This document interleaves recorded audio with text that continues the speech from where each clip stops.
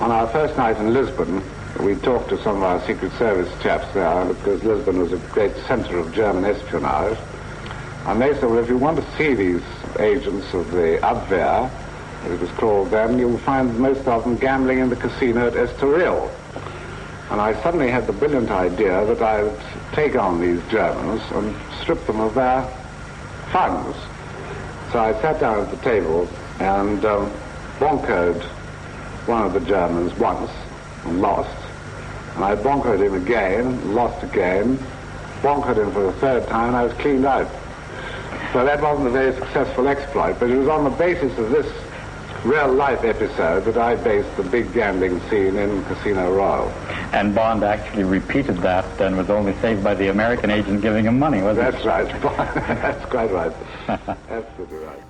Ian Fleming always wanted James Bond to be adapted for film or for TV. He regularly compared his characters' appearances to those of film stars. Books like Dr. No and the short stories in For Your Eyes Only were all first written as film or TV pitches, and it was only a few months after the first 007 story was published that he began shopping it around producers. And this resulted in CBS making the very first on-screen Bond adventure in October 1954, just over 18 months after Casino Royale was published. The rights to Casino Royale hopped around a bit over the next few years, and Fleming continued to field some modest interest from film studios for his other books. But it wasn't until 1960 that he sold the full film rights to all of his other existing and future Bond novels to Canadian producer Harry Saltzman, who would go on to partner with Albert R. Cubby Broccoli to form Eon Productions. Eon's first movie was Dr. No, which in 1962 created the James Bond movie series that we know and love today. Bond.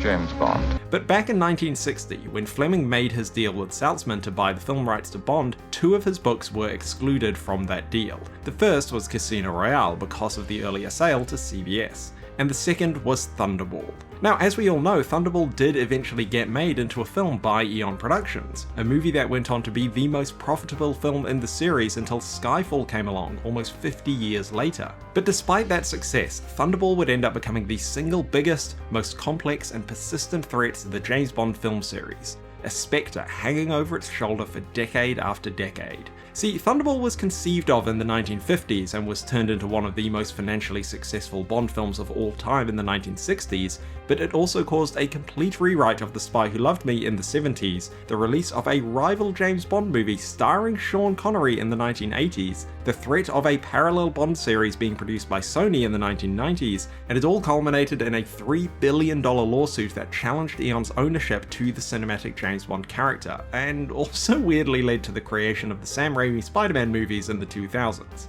And all of this is because of a man called Kevin. So in 2025, the year in which Thunderball celebrates its 60th anniversary, it's time to look up, look down, and look out as we paddle very, very slowly through the insane history of Thunderball, of Never Say Never Again, and of the 50-year battle over Bond.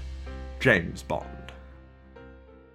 I only read about 3 of them. I read Thunderball, because that was the first one we were supposed to do, Live and Let Die, and From Russia with Love.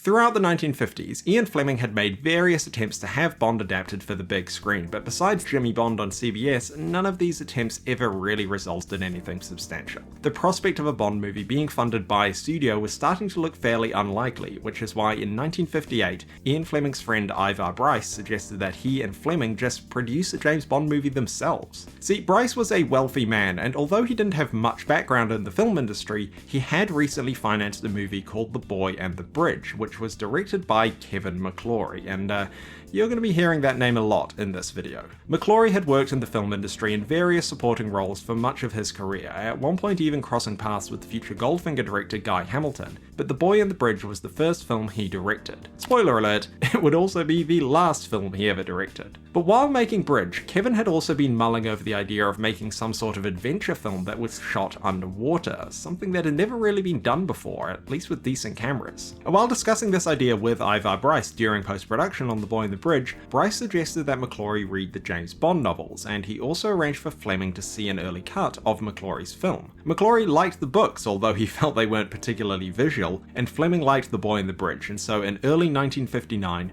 Bryce arranged for Ian Fleming and Kevin McClory to meet face to face. The two of them bonded over their love of diving and the Caribbean, Fleming having lived in Jamaica of course, and McClory in the Bahamas, and they discussed the idea of making a James Bond movie together with Ivar Bryce, through the production company that Bryce and McClory had formed to make Bridge. And on 11th of May 1959, the deal was confirmed with a letter from Kevin McClory to Ian Fleming.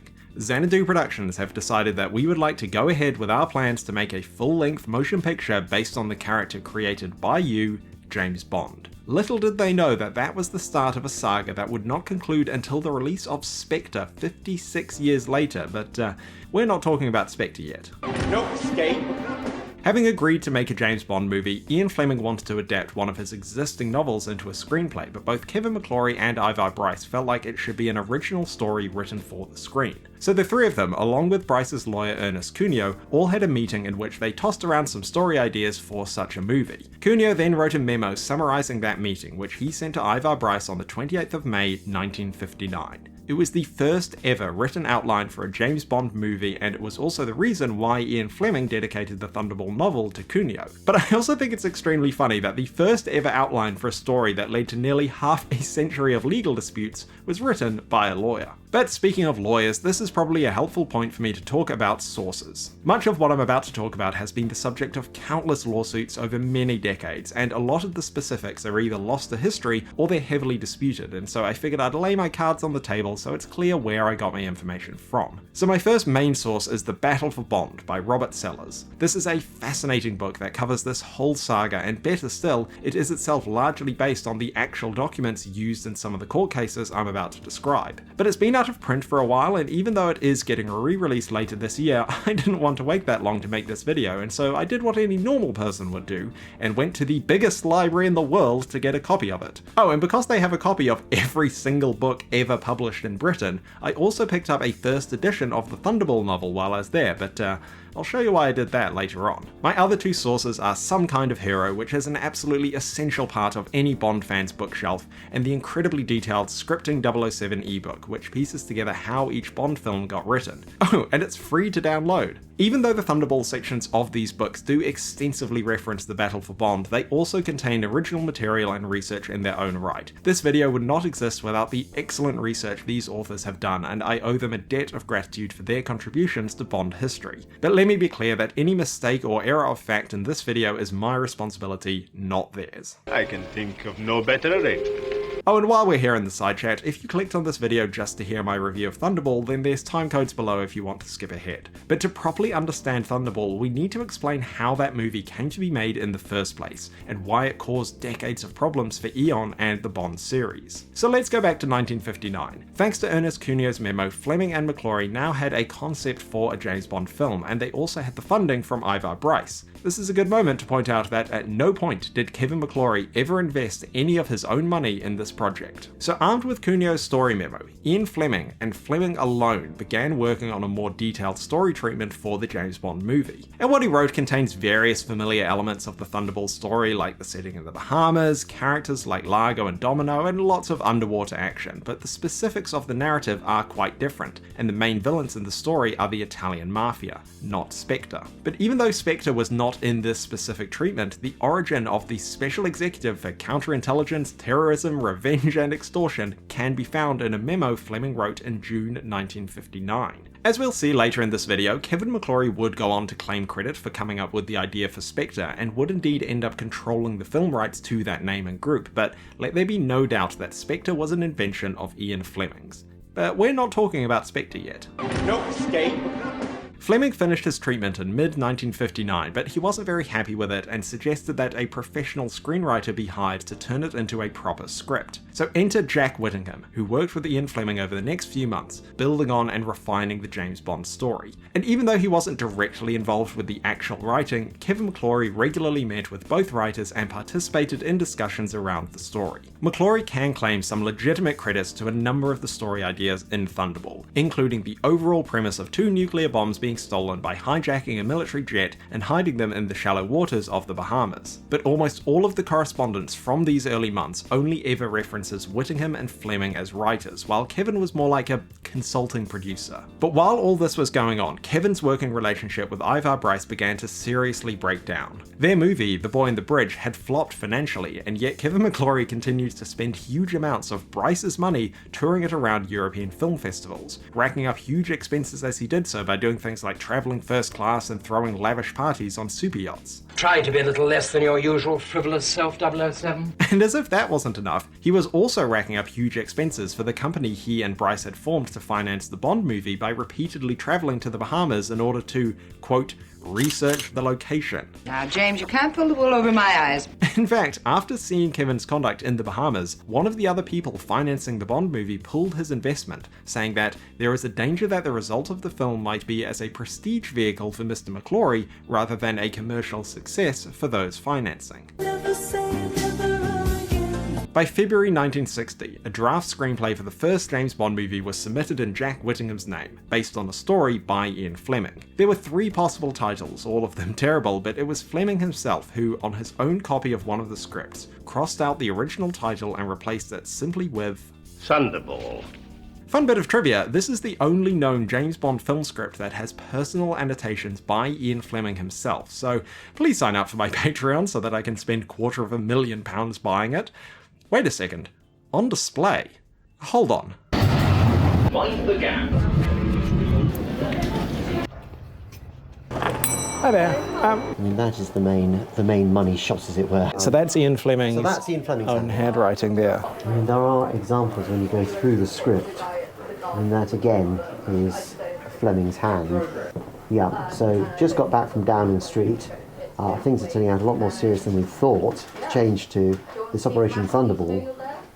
That's the code name they've given it. So yeah, what we're looking at here is the first ever draft screenplay for a James Bond movie, and not only is it personally annotated by Ian Fleming himself, it also has this handwritten note on the cover from Kevin McClory to Fleming, and most importantly, that right there is the first known record of the name Thunderball. The thing that's I find most interesting about this is that this is Fleming devising a title, but also very much aware of the franchise. It's a James Bond adventure. It's part of its identity, even at this point. Thank you so much to the team at Peter Harrington Rare Books on Fulham Road for letting me film this literally one-of-a-kind piece of Bond history. This isn't sponsored or anything, I just want to make sure that they're properly credited for allowing me to gather this footage because, well, they don't let just anyone handle documents like these. But to come back to this script, the unusual title came from a description Fleming had read of a nuclear test in the Pacific looking like a thunderball of fire. Ian Fleming was great at titles, but a great title does not guarantee a good movie.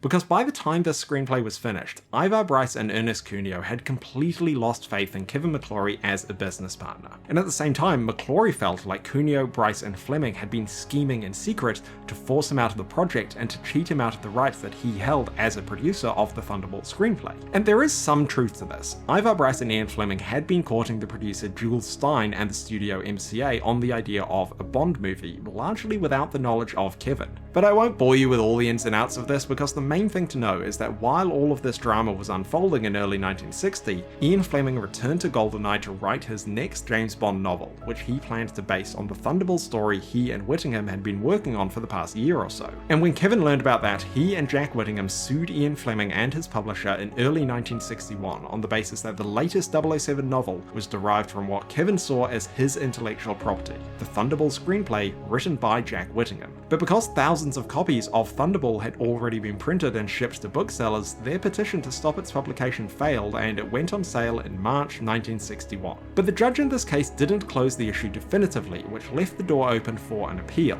And that spectre of a future legal challenge is the reason why the newly formed Eon Productions chose not to make Thunderball their first James Bond movie, even though that was very much their plan. Like, they'd even commissioned future Bond screenwriter Richard Maybaum to write a screenplay, but given the ongoing disputes over the novel, they chose instead to make Dr. No and along with it, cinematic history.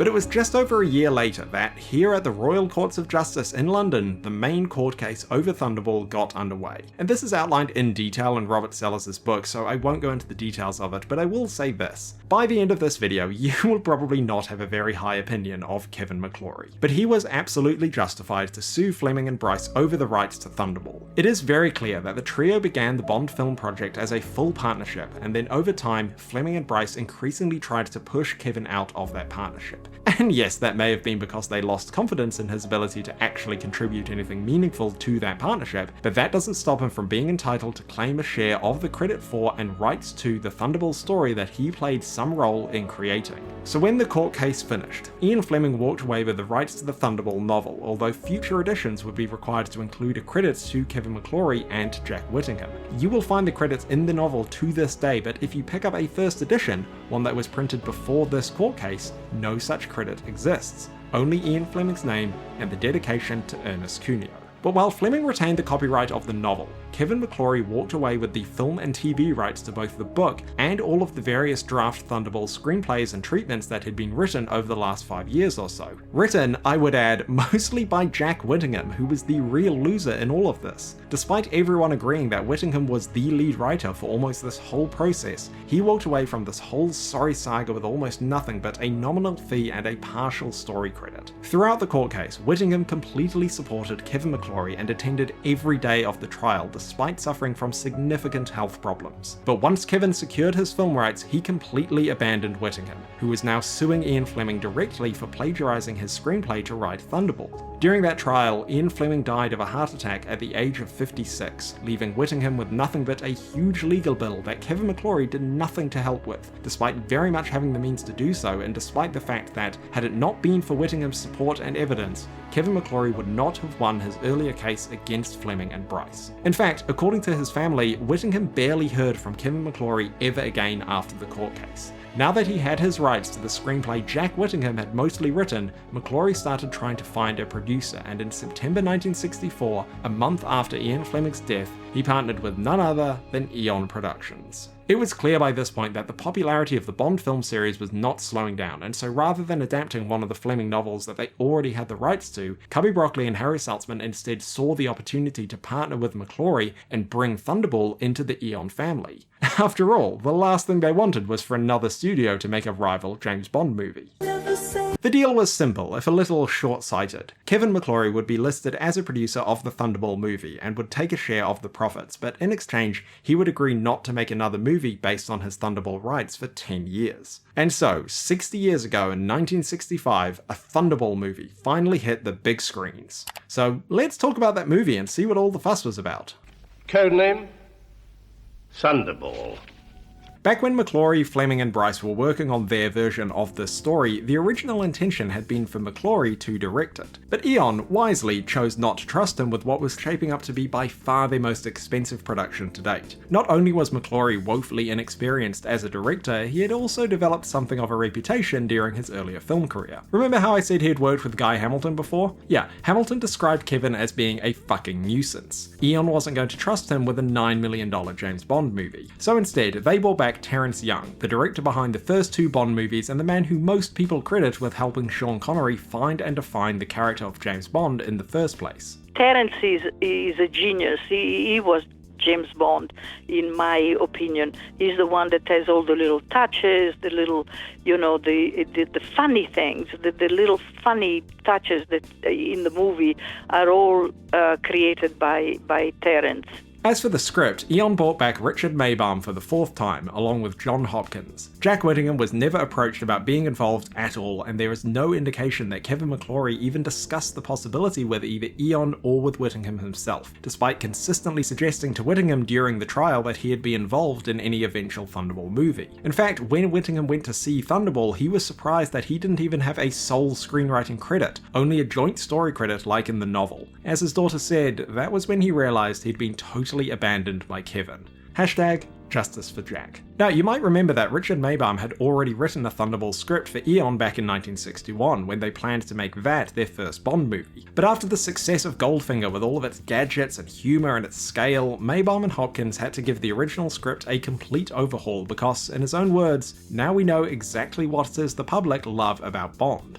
And what they loved was Sean Connery, who for the first time appears in the gun barrel. For his first 3 movies, stuntman Bob Simmons was in the crosshairs, but because Thunderball was being filmed in Panavision, they needed to refilm the gun barrel with Connery himself. But fear not, because Bob Simmons would feature in the pre-title sequence as Colonel 𝗙𝗢𝗟𝗡𝗥, disguised as his own widow. But Bond being Bond, he figures it out thanks to the power of 1960s gender norms. My dear Colonel Duval, I don't think you should have opened that car door by yourself. After taking care of him, Bond gets away through the use of a conveniently placed jetpack that, fun fact, wasn't special effects. This was a real jetpack that could actually fly like this. Does this still work?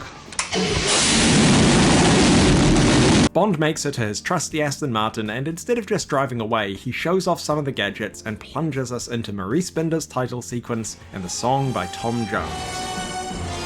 Thunderball is without a doubt one of the definitive Bond songs, and it absolutely matches the bombastic scale and tone of this movie. It gets the film off to a glorious start and is enough to distract us from the fact that the title sequence has to credit the story to about half a dozen people. The titles cleverly blend the French tricolour into a Parisian streetscape, where Emilio Largo, the main villain of the film, is reporting for duty at the SPECTRE headquarters in a scene that's pretty closely adapted from the novel. Like from Russia with Love, we never see Blofeld's face, and also like in that film, he is once again voiced by an uncredited Eric Pohlmann and portrayed by Anthony Dawson, who Bond fans will know as Professor Dent from Dr. No. But even though we never get a look at Blofeld until You Only Live Twice, this scene where he chairs a Spectre meeting would prove to be one of the most influential ones in the whole series, if for no other reason than the fact that this was the aesthetic that Austin Powers chose when making their parody of James Bond, right down to Largo's eye patch, the agents all having numbers as names, the death chairs, and even the plot of the damn movie.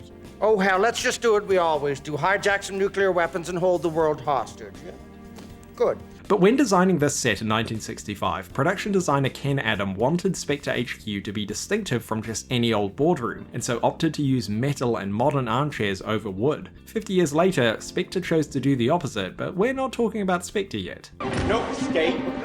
The point is that this is one of the most influential set designs in spy movie history, because 60 years later, this is still what we think of when we think of an evil organization pulling the strings in the background. And yes, some of that may be because of all the parodies, but a parody only works if people are already familiar with the original. But despite how great this scene is, I actually think all of this focus on Spectre is one of the weaknesses of Thunderball as a film. And this is where I have to show my hand and admit that I don't really like Thunderball.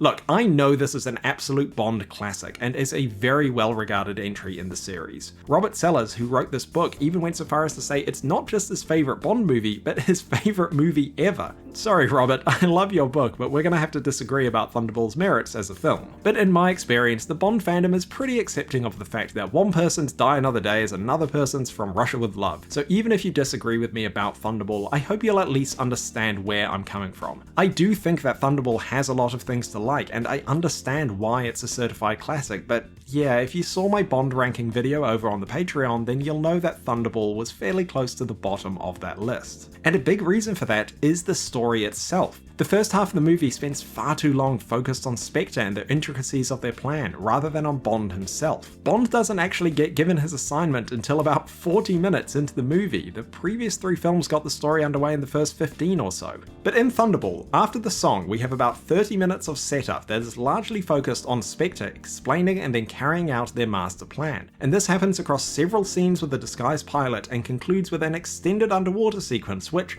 while technically very impressive, is also a warning to the audience that a huge amount of this movie's runtime will be spent watching faceless Aquaman moving about very slowly in dimly lit underwater scenes. Now, to be fair, every so often we do cut away from all of this to spend some time with Bond, who is at Shrublands Health Clinic recovering from his fight with Bob Simmons. He didn't like me at all. And by complete coincidence, that just so happens to be the exact same clinic that Spectre's secret pilot body double is at. What a coincidence. Yeah, so convenient.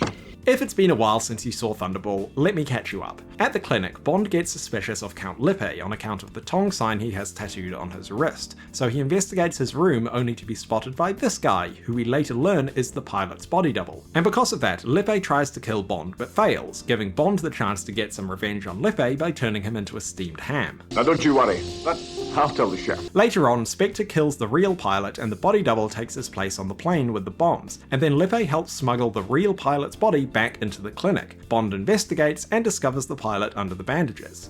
And then, the very next day, Bond gets given his assignment and wouldn't you know it, it's the same guy he saw the night before, which he and M see as enough of a lead for Bond to go to the Bahamas to investigate his sister. Smashing figure.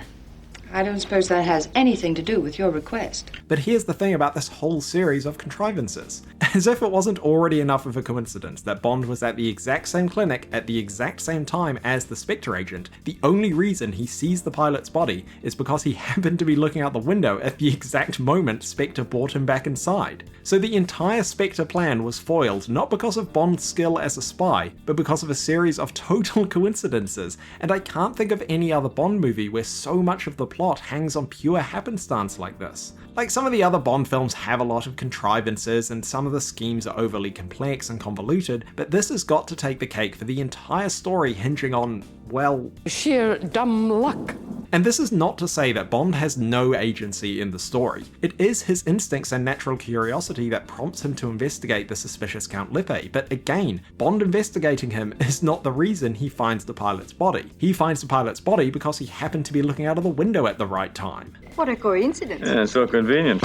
And to be fair, the reason the film plays out like this is because that's kind of how it happens in the book, although the book doesn't have the whole body double setup. Spectre just bribes the pilot and 𝗙𝗡𝗅's only job was to post the ransom note, but still, the reason this sequence is here is because of the book. But by way of comparison, the Goldfinger novel also sees Bond first investigate Goldfinger because of a total chance encounter. Richard Maybaum sensibly changed this when he wrote the Goldfinger screenplay so that rather than it being a case of Bond being in the right place at the right time, instead Goldfinger was being watched by the spies from the get-go. For whatever reason, Maybaum decided not to make a similar change in Thunderball, and I think the story is much weaker for it. But credit where it's due, Sean Connery is his usual fantastic self in these scenes. There's a legendary and probably apocryphal story about how Connery was partly given the role of Bond because, as he walked away from the audition, Cubby Broccoli thought that he moved like a cat. We absolutely see that here, and it's always such a joy to just see Bond doing some proper detective work, not to mention how much fun Connery is clearly having with the character.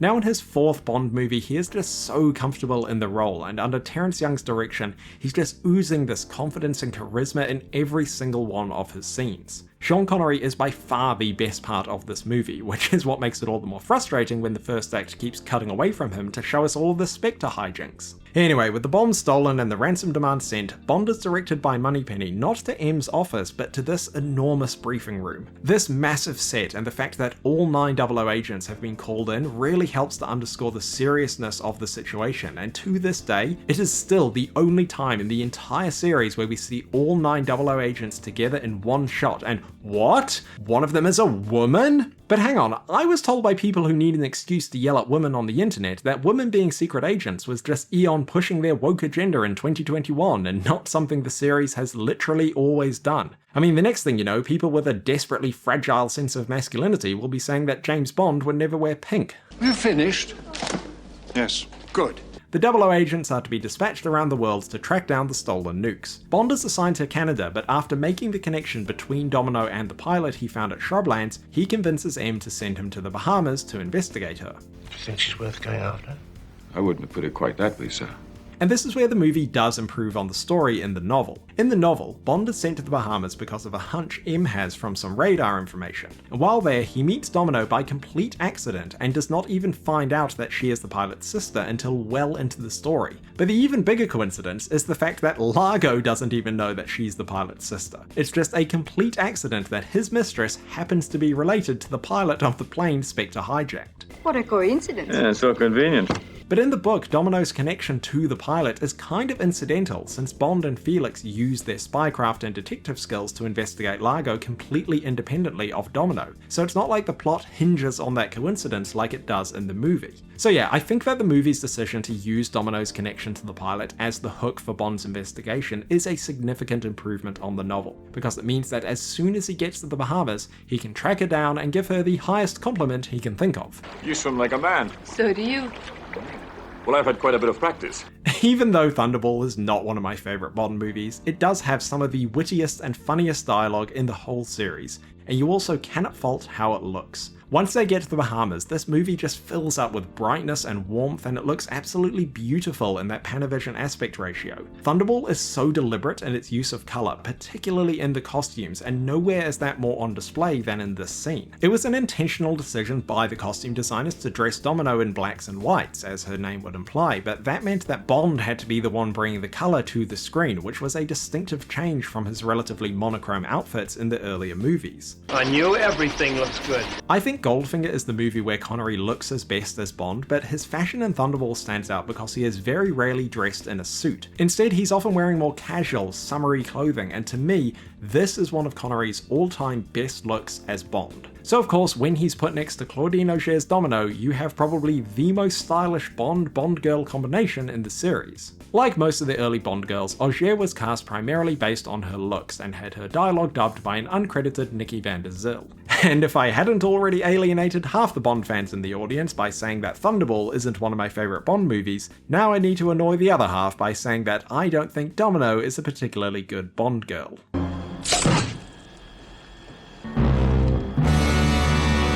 Look, of course she looks stunning, and I'm sure that outfits like these play no small role in making her a fan favourite, but the same could be said for all of the Bond girls. What matters to me is the character, their role in the story, and their relationship to Bond, and I don't think Domino scores particularly highly on any of those fronts. Like, she's a very passive character. Besides the end where she kills Largo, she never takes the initiative or does anything other than follow either Bond or Largo's instructions. Her dialogue and rapport with Bond are pretty much entirely about the plot and is rarely used to develop either character beyond making clear that she feels trapped by Largo. Domino doesn't get to do anything to make Bond respect her, nor does she give him a reason to genuinely care about her. Like, right from the start, he's just manipulating her to get close to Largo. And for the record, I don't think that's a bad thing. In fact, it's completely in line with Bond's character to use whatever means necessary to accomplish his mission. But Bond is never called out on that deception by Domino. The scene where Bond finally reveals that Largo had her brother killed and he had known all along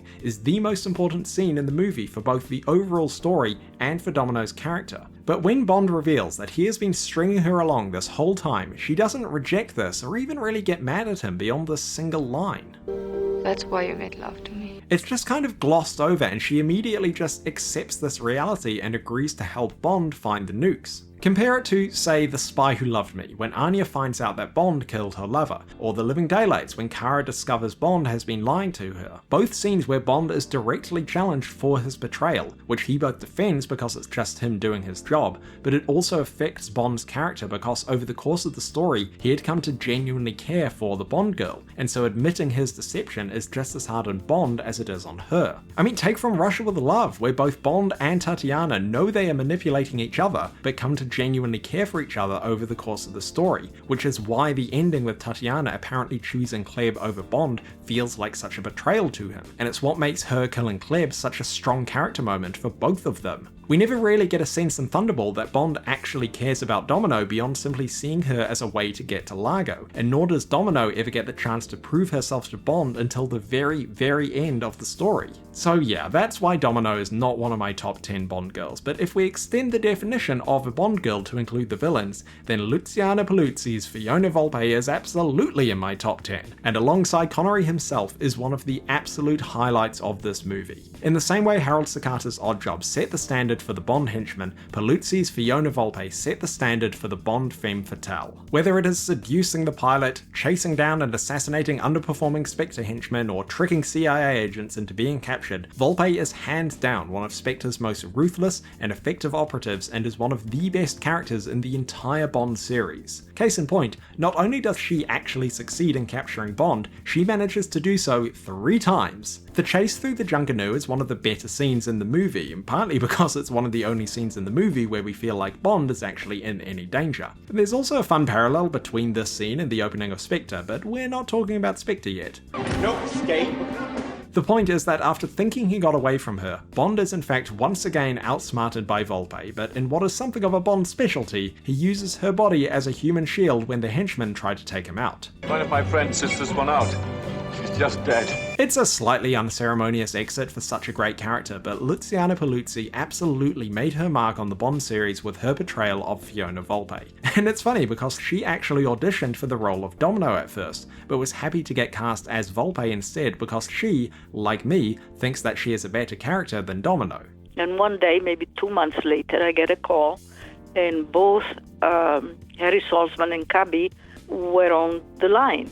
And they said, "Hi, Luciana, we have good news and we have bad news. Give me the bad news." And he said, "Well, you didn't get the role of Domino." And I said, "How can there be any good news after that?" So he said, "Well, we decided to, it was an Irish girl, but we decided to turn her into an Italian, and you're going to play the villain." And I said, "But this is tremendous news. This is even better," because I thought that the role of the villain was better than the role of the ingenue, the leading lady. Like, remember how I was just saying that Domino never really calls out Bond for his deception, and that I think her character is weaker for it? Yeah, well, Fiona doesn't have that problem. James Bond, who only has to make love to a woman, she repents and immediately returns to the side of right and virtue. But not this one.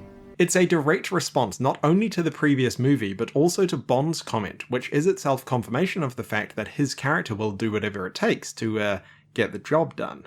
What I did this evening was for king and country. You don't think it gave me any pleasure, do you? Of course we know that Bond feels nothing for Fiona because he obviously knows she's one of Largo's agents, but my point is that there's nothing in Bond and Domino's relationship that does anything to convince us that Bond cares about her any more than he does Fiona, and Domino never gets to call him out on the fact that he is using her just as much as he's using Fiona. It just seems like a missed opportunity to me. And speaking of missed opportunities, frankly, I think this film would be much better if Volpe was just the main villain, rather than being the sort of deputy to Largo. She's always off doing his dirty work anyway, which means that he kind of ends up getting sidelined in his own operation. I think they were trying to repeat something of the Goldfinger Pussy Galore dynamic here, but the difference is that Goldfinger actually poses a genuine threat to Bond, and before we even meet Pussy, he shows us that he is more than willing to slice Bond in half if he has to. Largo, on the other hand, never poses any real danger to Bond, and not once do we get the sense that Bond feels threatened by him. Instead, right from their first meeting, Bond has the upper hand and then continues to have the upper hand throughout the whole film. They first meet, as is Bond's tradition, in a casino, shortly after the obligatory cameo from Kevin McClory. What sharp little eyes you've got. And in this scene, Bond already suspects Largo of being behind the Spectre plot, so rather than messing around investigating, he simply starts openly taunting Largo and goading him into revealing himself. Yes, I thought I saw a spectre at your shoulder. It's reckless, funny, a lot of the dialogue comes directly from Fleming, and it is James Bond through and through, but if he is going to make us laugh at the villain's expense, then the villain needs to get the upper hand again. Like when Bond does the same thing to Goldfinger, he is immediately and directly threatened by both Goldfinger himself and then Oddjob. And because Bond knows the villain has already had Jill killed, when Goldfinger threatens Bond, we know he means it. Bond gets to make his jokes, but we also get the sense that he took a big risk by doing so, because we've already seen evidence that Goldfinger does not make idle threats. But in Thunderball, Bond makes Largo suspicious that he knows about Spectre, beats him at Baccarat, then seduces his mistress right in front of him, and in response to all of this, our evil villain doesn't threaten Bond at all. No, he invites him to lunch, and then sends a single solitary goon to ambush him, which works about as well as we could expect. And yeah, Largo does then feed that goon to his sharks, so this might make us think that he is evil, ruthless, and a danger to Bond. But when Bond turns up at 𝗙𝗪𝗟, he just continues to openly take the piss out of Largo to his face. That gun looks more fitting for a woman. You know much about guns? No, I know little about women. Because as it turns out, despite having sent a goon to kill Bond and having fed his goon to the sharks, Largo's lunch invitation to Bond isn't a trap. It's not like, yes, come to dinner, Mr. Bond. I assure you the food will be to die for. No, Bond just comes around for lunch and is shown nothing but hospitality by Largo. And yes, I can see you in the comments saying that Largo can't kill Bond because it would arouse suspicion, something that Largo, by the way, only realizes because Fiona points it out to him. Bond had died last night, his government would have known for certain the bombs are here. And to be clear, my problems with Largo as a villain are because of the writing. I think that Adolfo Celli is very good in the role, and with the help of the uncredited dubbing by Robert Rietti, he really pulls off the character simultaneously feeling like a gentleman bachelor and a ruthless mafia godfather. When he is being warm and kind to Bond, there's this really sinister undertone to his performance that does convey the character's true nature. Like, the film shows him barely bat an eyelid when Blofeld kills his Spectre colleague. It shows him kill his own henchmen for their failures, and shows him torture Domino. We are in no doubt about how evil Largo is. But the trouble is that none of this ruthlessness is ever directed at Bond himself. I mean, sure, on a handful of occasions, Largo is there while his henchmen try and fail to catch Bond, but of course they never do, and that makes Largo seem pretty powerless. Largo never gets a chance to actually harm Bond or directly challenge him in any way, so instead, he's left just having to stand there while Bond laughs in his face. Seems terribly difficult. No, it isn't, is it? And again, Bond taunting Largo is very entertaining to watch and is completely in line with Sean Connery's portrayal of the character. And I'm not against this at all. Bond is always doing this sort of thing to throw off the bad guys. But my point is that generally, it catches up to him. And in Thunderball, it never does. The only time in this movie that Largo ever really gets a win over Bond is when he traps him in the cave after escaping with the missiles. But Bond is just immediately rescued by Felix and goes straight back into the fight, so this hardly counts as a win for Largo. But you know who does get a win over Bond? Fiona Volpe. Seriously, Blofeld, make Volpe your number one. But the dynamic between Bond and Largo comes back to my other big problem with the story of Thunderball, which is that there's no mystery here. Bond arrives in the Bahamas and almost immediately confirms his hunch that Largo works for Spectre and is somehow involved with the bombs. Largo also immediately figures out that Bond is a threat, but cannot kill him because doing so would arouse suspicion. So there's no real tension there, but nor are we very invested in Bond's mission to find the bombs because we have already been shown at great length exactly how Largo got the bombs and where he is hiding them. So for most of the movie, all we are doing is watching Bond try to figure out something that we already know by investigating a hunch that he already knows is true, and all the while the villain watches on in full knowledge of the fact that Bond is both investigating his evil master plan while also trying to bang his mistress, but is totally incapable of stopping him from doing either, and so he just has to grin and bear it while Bond walks all over him. You seem to be unbeatable, Mr. Bond. Anyway, the movie plods along like this for another hour or so until finally all the pieces come together. Bond and Felix figure out where Largo has hidden the bombs and a Navy team is sent in to intercept them. And so begins one of the most dull and drawn out action scenes in any James Bond movie, and this is something else we can blame Kevin McClory for. See, right from the very first discussions between McClory and Ian Fleming about a James Bond movie, Kevin had always been a huge advocate for including a big underwater set piece. Nothing like this had ever really been done on film before, and he felt that it would help make the film innovative and exciting. Well, he was right that it would be innovative, but he was wrong that it would be exciting. A huge amount of work was done by John Steers' special effects team to make the underwater vehicles work, while underwater cinematography experts were roped in to choreograph the action and to design Panavision cameras capable of filming these sorts of scenes underwater. So yes, this is all very technically impressive, but this is hardly an exciting climax. The geography of the action is all over the show, and despite its best efforts to remain focused on Bond, much of the time we simply have faceless henchmen slowly wrestling each other behind clouds of bubbles and occasionally ripping each other's masks off. It's just not very cinematic, and the lack of dialogue really doesn't help.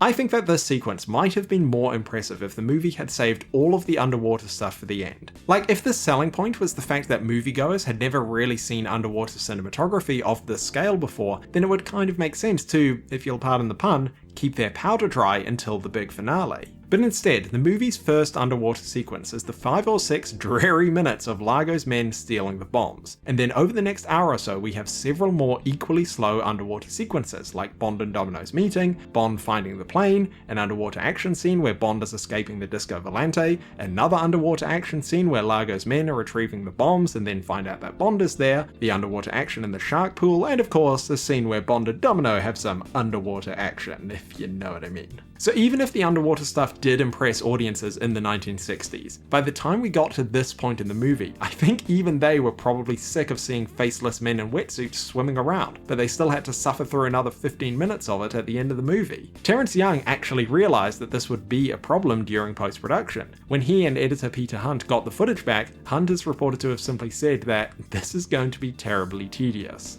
And then, after this slow and repetitive battle is finally over, the film has the opposite problem when the Disco Volante starts speeding out of control while Bond fights Largo. It feels like a bit of a cheap shot to criticize the special effects of the time, but even this feels excessive when you compare it to, say, the speed ramping earlier in this very movie. This footage is sped up far too much, and I can't help but wonder if it's trying to compensate for the slow pacing of the underwater finale. Peter Hunt is of course famous for pioneering this style of choppy and fast-paced editing of fight scenes in the earlier Bond movies, but I think in the case of the Disco Volante he cranked the needle up too far. But ignoring the speeding boat, the fight itself is one of the highlights of the movie for me. Hunt's editing and Connery's aggression make it feel fast, brutal and dangerous, and it ends with Largo, for the first time in the movie, getting a win over Bond, only to be shot from behind by Domino.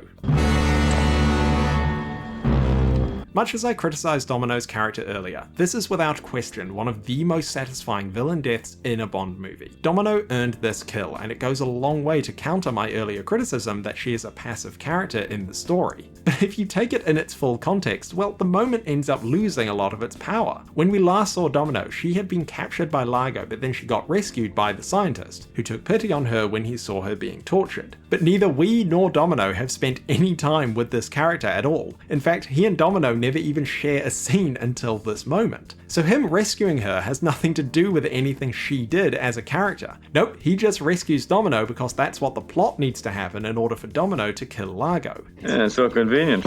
It just feels like it comes out of nowhere, and then afterwards the movie doesn't even try to justify it. Who's he? I don't know, but he helped me. Anyway, as is tradition for Sean Connery's James Bond, he and Domino end the movie together in a boat, having presumably left the scientist to drown off screen somewhere. So all that's left is for the movie to rip off Christopher Nolan and use the skyhook idea from The Dark Knight to lift Bond and Domino out of the boat to safety, and I have to say, when they get swept up by the plane and the Bond theme is blaring, you can't help but be caught up in it as well. This is how you end a James Bond movie. Triumphant, bombastic, and just a little bit silly.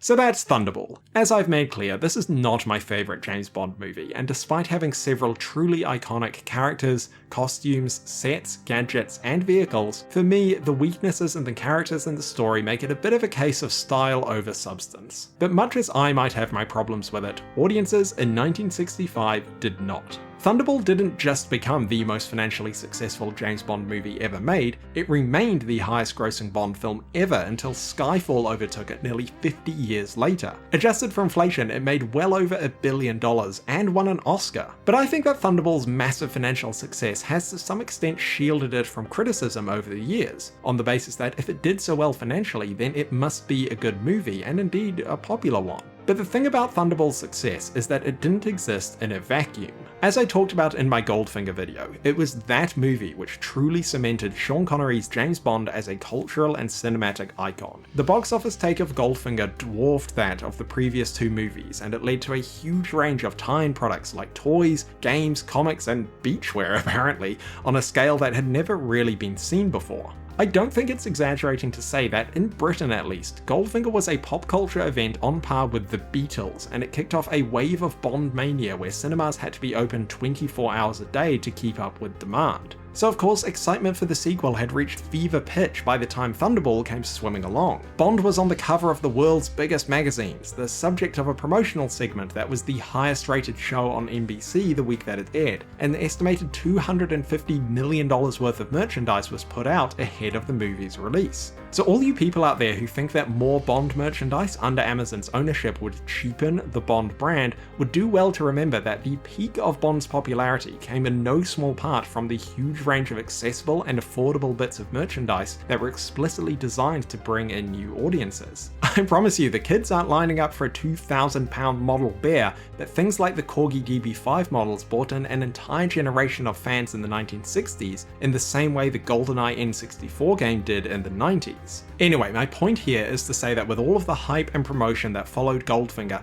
I think Thunderball would have made squillions of dollars regardless of the quality of the movie, because everyone in the world in 1965 wanted to go and see the new James Bond movie. It's kind of like how Avengers Endgame or Deathly Hallows Part 2 each made more money than their predecessors. It doesn't necessarily mean they were better movies, just that people were more excited to go and see them when they came out because they were the culmination of years worth of excitement for the next movie in what was already a hugely popular series. Thunderball was the same, and it rode the peak of Bond mania all the way to the bank. But by way of comparison, Goldfinger made nearly $50 million more than From Russia with Love did, while Thunderball only made about $16 million more than Goldfinger did. So to paraphrase Tom Jones, Goldfinger ran so that Thunderball could walk its way into the record books. And don't get me wrong here, Thunderball was very well received by critics and audiences at the time it was released. People liked the movie, obviously they did, but Thunderball's financial success came first and foremost from Goldfinger's popularity, not from its quality as a movie in its own right.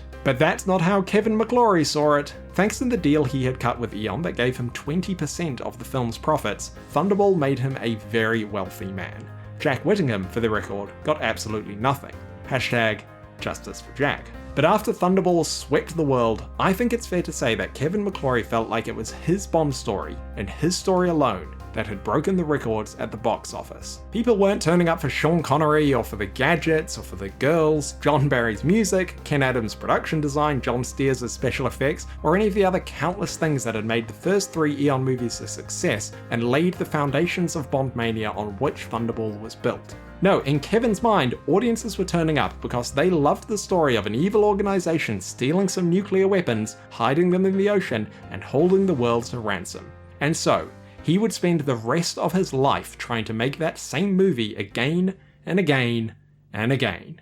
Which means we have to talk about Never Say Never Again. Oh, I'll make you no secret, I hold your methods in much less regard than my illustrious predecessor did.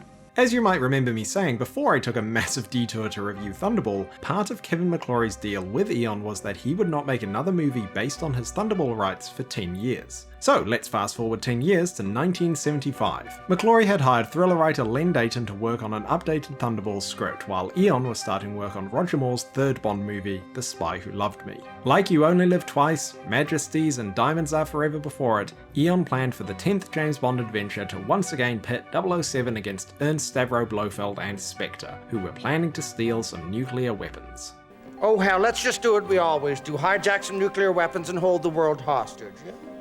Good. So this is where Kevin launched yet another legal challenge relating to Thunderball, claiming that the story Eon was planning for their movie was too close to what he owned in his Thunderball rights. But more than that, he also argued that because Spectre and Blofeld had been specifically created for the Thunderball film, that they too belonged to him. Never mind that Ian Fleming created Spectre and Blofeld, and that Eon had used both of these things in 3 other movies since Thunderball without any challenge from Kevin. Nope, now that he had a movie of his own to make, Kevin was claiming that he owned Blofeld and Spectre. You're a cocky little bastard, aren't you? I'll take that as a compliment. I wouldn't. But as outrageous as it was, his claim was successful. Cubby Broccoli ordered that Blofeld and Spectre were to be dropped from The Spy Who Loved Me, and they would not be seen again in an Eon-produced James Bond movie until Spectre in 2015, but we're not talking about Spectre yet. No escape. Oh, and for legal reasons, neither we nor Eon count for Euros only. But a crucial detail here to note is that at no point did any court actually rule that McClory held the exclusive rights to Spectre and Blofeld. Had Eon challenged this claim in court, they probably would have won. But Eon had financial problems of their own at the time, and so rather than get tied up with yet another expensive legal battle over Thunderball, Cubby Broccoli set out to prove that they could make Bond without Blofeld, and as we saw in my video on The Spy Who Loved Me, they ended up making the most influential movie in the series since Goldfinger. A movie that, might I add, has a way better underwater sequence than Thunderball. Anyway, McClory had won his battle over Eon, and in yet another victory, he convinced none other than Sean Connery to help Len Deighton write the script for his new Bond movie, which he wanted to call Warhead because he was terrible at titles. As you probably know, Connery parted ways with Eon on relatively acrimonious terms. The slow falling out between himself, Broccoli and Saltzman over the course of his last few movies was no secret, nor was the fact that he was struggling with the unprecedented level of fame and scrutiny that he faced as the most famous movie star in the world. When he left the role of James Bond for the second time after Diamonds Are Forever, he told his wife Micheline that he would never return to the character. Never again. Never? Oh, that's why they call it that. See, Connery had felt that his later films, including Thunderball itself, had come to rely far too much on gadgets and spectacle, and one of the reasons he fell out with Eon was the fact that he felt the movies should return to the more character-focused and realistic style of Dr. No and From Russia with Love. It was that tone that he wanted to bring to McClory's new movie, which is why he agreed to help Len Deighton with the script. And after several years of trying and failing to convince the studio that they could make a James Bond movie without being sued into oblivion by the Eon juggernaut, Never Say Never Again finally came to the attention of the producer Jack Schwartzman in 1981. And before you ask, yes, he is Jason Schwartzman's father. And so in March 1982, Schwartzman's production company Thalia Film announced that it would be making a James Bond movie, and that movie would star Sean Connery. Let's hope it doesn't blow up in your face. See, despite the actor pledging he would never return, Schwartzman offered him what is probably one of the most lucrative film deals of all time. Besides a salary of between $3 and $5 million and a share of the gross, Connery was also indemnified from any legal challenges that the film may face, and he also had more or less total creative control over everything from the script to the director to casting. So that's how, despite saying he'd never return to the role of Bond, Sean Connery once again stepped into the tuxedo for a final movie, much like Daniel Craig returning for No Time to Die after saying he'd never play Bond again after Spectre, but we're not talking about Spectre yet. No escape. Once Connery was cast as Bond, Jack Schwartzman commissioned a brand new script rather than try to adapt the legally contentious Warhead one that Connery and Deighton had written. So hired to write Never Say Never Again was Lorenzo Semple Jr., whose most famous projects were the Batman TV series and the Robert Redford spy thriller / walking trenchcoat advertisement 3 Days of the Condor. Spoiler alert, Never Say Never Again is far closer in tone to the former than the latter. If you ask me, it could have done with more awesome trench coats and less of whatever the hell Connery is wearing here. But as he began working on the script, Semple quickly ran into the problems that would plague the entire production of Never Say Never Again. Everything had to be checked by the producer, by the director, by Sean, and then by the insurance company. So there were 4 sets of people checking every line that we wrote. Bureaucrats running the old place, everything done by the book.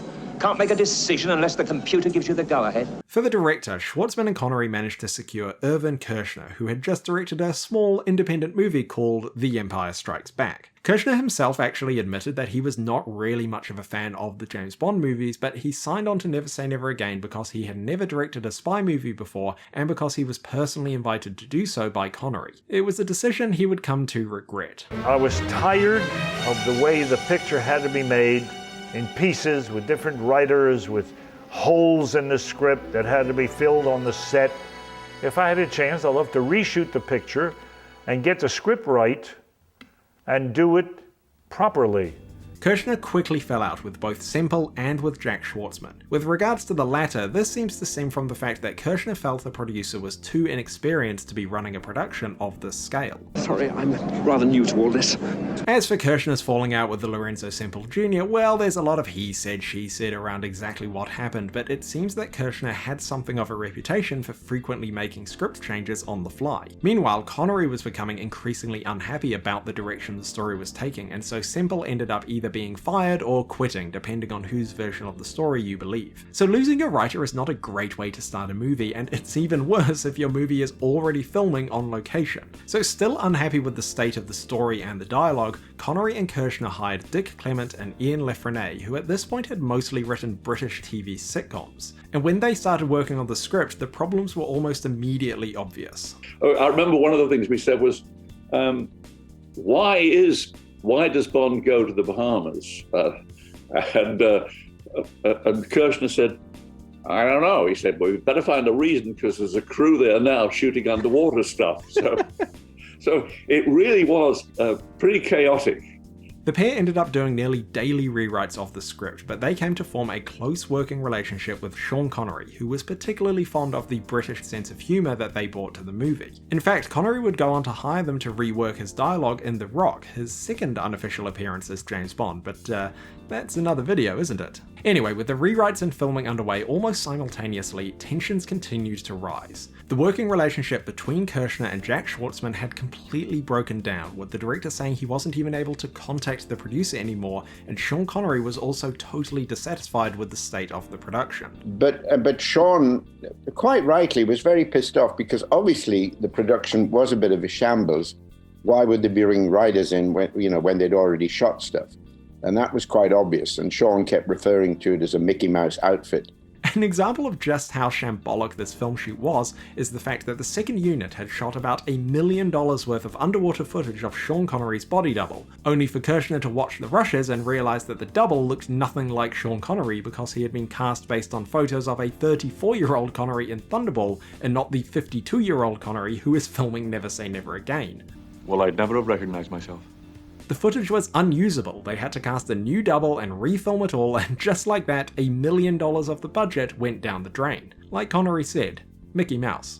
But look, this video is crazy long already, and we've already suffered through one review of a movie I don't really like, so if you really want to hear my full thoughts on Never Say Never Again, then you can watch my 25-minute long review as a bonus video over on the Patreon. But what I will say here is that I think Never Say Never Again is, more than anything else, a huge missed opportunity. Despite having some good humour and action and a couple of standout acting performances, very little about this movie works. As I say in my Patreon review, it takes a special kind of incompetence to screw up a James Bond movie that stars Sean Connery, has an Ian Fleming novel as the source material, and a larger budget than any other James Bond movie did up until that point. And the funny thing about Never Say Never Again is that for all the obsession over who had the rights to what, this is not even a good adaptation of the Thunderball novel. You should have studied the plot more carefully.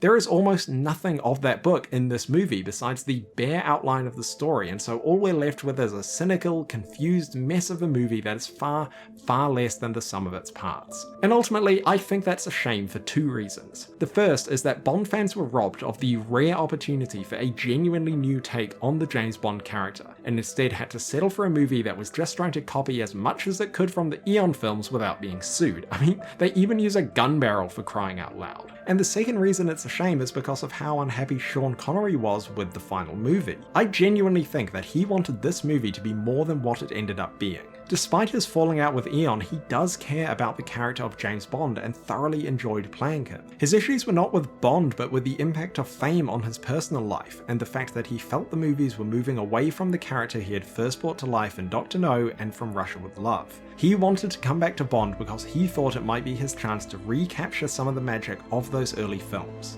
Never Say Never Again could have been that, if it had chosen to adapt the novel more literally, and tried to actually be a serious pivot in tone and style back to a more grounded, traditional spy movie, then I think that could have been a really interesting movie because it would be a genuine reinterpretation of the character, and would have also stood in stark contrast to the increasingly fantastical Roger Moore James Bond films that were being made at the same time. But instead, Never Say Never Again ended up being the most soulless, uninspired, tonally inconsistent, over-the-top and creatively bankrupt movie to bear the name of James Bond. And yes, I'm including the 1967 Casino Royale in that. At least that was intentionally a parody and had some originality and flair to it, despite the final movie being just as much of a mess as Never Say Never Again is. Anyway, my full review of Never Say Never Again is on the Patreon, but to move on with this video, it finally got released in October 1983, just a few months after Octopussy. Bond fans of course loved the fact that they got 2 Bond movies in the same year, or 3 if you count another legally dubious appearance by George Lazenby.